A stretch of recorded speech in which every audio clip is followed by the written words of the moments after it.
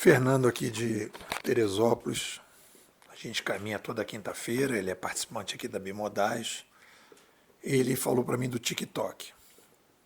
Eu confesso que eu não tinha visto ainda e tal. E eu entrei para ver o TikTok. Tem várias coisas interessantes, né? A ideia do 1 minuto, que é mais ou menos o TikTok, seria o Twitter do YouTube, né? Em que você tem que passar ali a mensagem em 1 minuto, coisa rápida, muita variedade, muita velocidade, uma inteligência artificial muito esperta, né? Conforme você vai escolhendo e o tempo que você vê as coisas, ele vai definindo o teu perfil. Perfeito, bacana. Mas eu queria fazer uma abordagem sobre o TikTok específica, que tem a ver com esse artigo que eu escrevi hoje sobre felicidade. O TikTok, se vocês repararem, ele vai mostrando a criatividade das pessoas, que você fala assim, não acredito que o cara fez isso.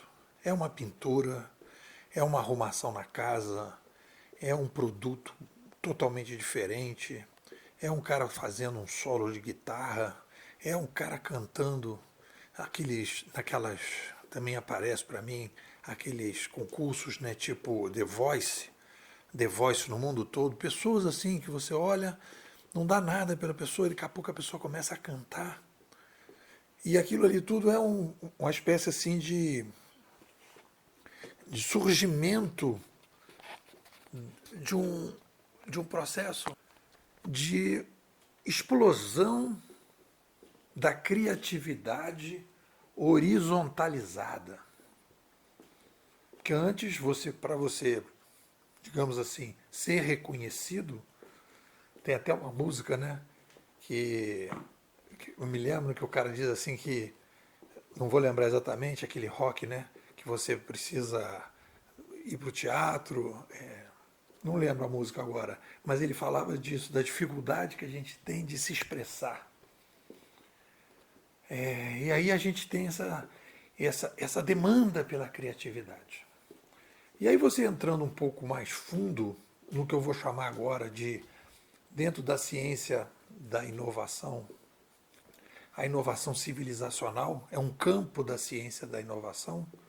Eu tenho ciência da inovação pessoal, ciência da inovação grupal, ciência da inovação. Eu tenho, dentro da ciência da inovação, eu tenho o estudo da inovação pessoal, o estudo da inovação grupal, o estudo da inovação organizacional e o estudo da inovação civilizacional. Determinadas coisas que acontecem que geram uma inovação da civilização inteira, que é o surgimento de novas mídias, né? Isso faz com que a gente tenha uma nova etapa de inovação civilizacional. Então, dentro desse campo da inovação civilizacional, analisando a chegada da internet, do digital, a gente vai perceber que existe hoje uma explosão da criatividade. E aí a pergunta, né, pô, por que isso? Porque o que acontece? O Sapiens é uma espécie, é uma tecnoespécie, e por ser uma tecnoespécie, ele aumenta a população. Aumentar a população significa aumentar a complexidade. Aumentar a complexidade significa que a gente tem uma demanda cada vez maior por inovações cada vez melhores para resolver problemas cada vez mais complexos. E a gente precisa de sapiens cada vez mais criativos conforme a gente vai aumentando a população. E o surgimento de mídias mais descentralizadas é um movimento de ordem espontânea, sistêmico, obrigatório. A gente precisa disso, porque senão a gente não consegue resolver as complexidades. E aquela coisa toda que vai aparecendo ali tem a ver com isso. A gente vai desenvolvendo a complexidade, e vai precisando inovar e criar. Então a gente vai estimulando que as pessoas sejam cada vez mais criativas. E o que isso tem a ver com a felicidade? A felicidade e aí eu separei nesse artigo duas coisas importantes em que eu digo, existe uma inovação endógena e existe uma inovação exógena. Para começar a brincadeira, a inovação endógena é aquela que eu mudo, eu vou pedir demissão.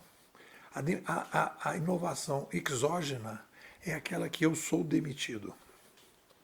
Então, uma vem de fora para dentro, outra de dentro para fora. Mais de fora para dentro e mais de dentro para fora. Então, quando a gente fala de inovação endógena, aquela que eu quero mudar, aquela que eu estou promovendo mudanças, nós então temos, no cenário geral, uma inovação exógena, a chegada dessa nova mídia, que obriga as pessoas a fazer mudanças, inovações endógenas. Então a gente está aumentando a necessidade, aumentando a demanda que as pessoas possam se originalizar. O Sapiens 2.0, eu coloquei isso nesse artigo, será muito mais diverso, muito mais original e muito mais criativo do que o Sapiens 1.0, por uma questão de necessidade. A gente está indo para uma civilização que tem uma necessidade, uma demanda de originalização. Seremos mais originais. Vamos entrar, obviamente, numa normalidade de originalização. Isso já aconteceu no passado. Vocês vão dizer, como, né? Pô, pega o fim da escravidão, o início da carteira assinada, o fim da servidão e a quantidade das pessoas, quando elas passaram a receber os seus salários, o quanto elas se originalizaram. Cada um foi escolhendo de uma maneira mais adequada a vida que queria levar. E aí começaram a desenvolver conceitos de felicidades mais originais. Se a gente se comparar com o passado, a gente é muito mais originalizado. Porque as pessoas com o dinheiro na mão podem comprar o que elas querem. Antigamente não podiam fazer isso. Elas seguiam o padrão, né, da Casa Grande e da Senzala. Então isso já vem acontecendo. São ciclos de originalização que têm a ver com esses ciclos civilizacionais. E aí então a gente tem uma demanda de uma felicidade mais originalizada. Uma felicidade em que a gente vai procurar coisas internas e isso demanda um esforço. Porque pegar a felicidade que está aí, né? Zeca Pagodá, deixar a vida me levar, deixar a felicidade dos outros me levar, é fácil. O difícil é eu construir a minha felicidade de dentro para fora. É um pouco por aí. O que vocês dizem? Nepô, por que uma pessoa vai entrar na Bimodais para ser aluno, para fazer parte da escola? Qual é o motivo? Acho que o principal motivo, pela experiência, a gente vai completar 4 anos, é o seguinte: as pessoas precisam ter uma visão do macro cenário para tomar decisões do micro cenário, decisões de curto e médio prazo.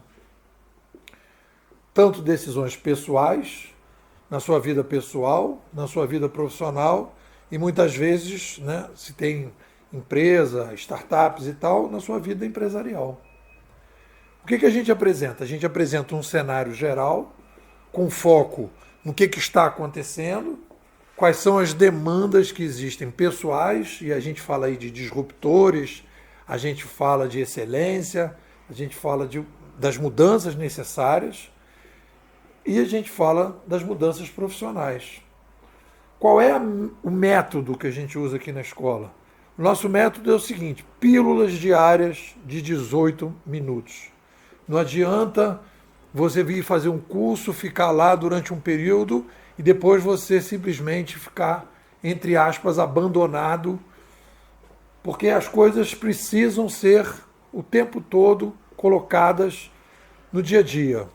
Então, todo dia eu produzo um áudio de 8 minutos para a internet e 10 minutos internos explicando, detalhando, mostrando as novidades, e a pessoa vai se ambientando com esse novo macro cenário e vai ganhando. As pessoas que estão na escola, tem gente que está há 3 anos e pouco, não sai por quê? Porque percebem a vantagem que é ter essa visão mais ampla para poder tomar decisões no curto prazo. Vamos embora?